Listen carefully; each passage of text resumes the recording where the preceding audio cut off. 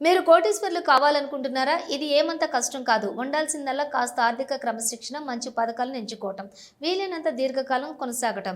ఇదే మనం చేయాల్సి ఉంది. ఉదాహరణకు నెలకు 20,000 పెట్టుబడి పెట్టాలని అనుకున్నారనుకోండి.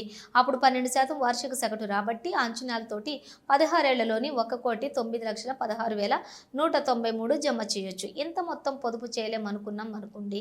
ముందుగానే 10,000తో పెట్టుబడి ప్రారంభించండి. దీన్ని ఏటా 10% చొప్పున పెంచుకుంటూ వెళ్ళండి. ఇప్పుడు సగటు రాబడి 12% అంచనాతోటి 17 ఏళ్లలోని 1,15,63,706 మీ చేతిలో ఉండే అవకాశాలున్నాయి. చాలామంది సిప్‌ను 2,000 లేదా 3,000తోనూ ప్రారంభిస్తుంటారు.